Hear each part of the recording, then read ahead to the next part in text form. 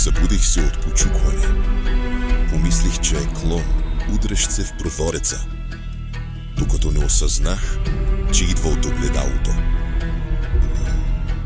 Всеки път, когато минавам покрай стария си дом, виждам жена си да наднича през пердетата, а тя беше убита преди няколко години. Не се притеснявайте, ще открия откъде идва тази миризма, казах на стареца, докато се спусках в тясното пространство под пода. И точно когато разпознах познатата униформа, чух как отвън той кове дъските. Усмихнатото лице ме гледаше от тъмнината за прозореца на спалнята ми. Аз живея на 14-тия етаж.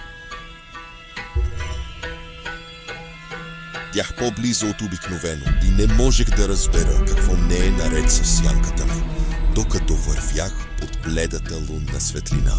И точно когато страхът ме скова без причина, видях как сянката ми отвори очи.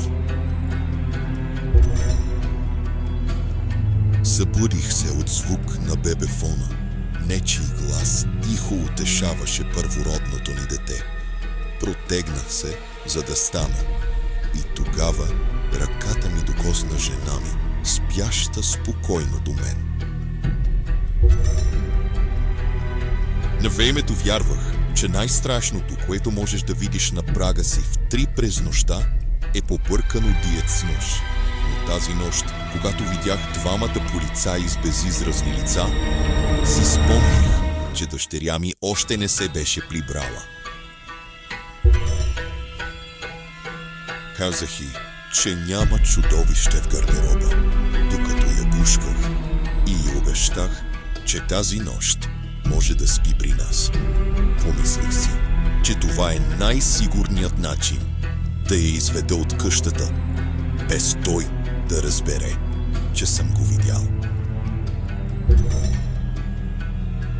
Израснах с котка и звуците от ногти, драскащи по вратите, някога ми звучаха уютно, почти като приспивна песен.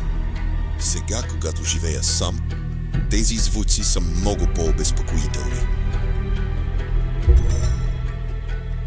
Докато за първи път се опитвах да поръчам нещо странно от тъмната мрежа, осъзнах колко наистина опасно е това.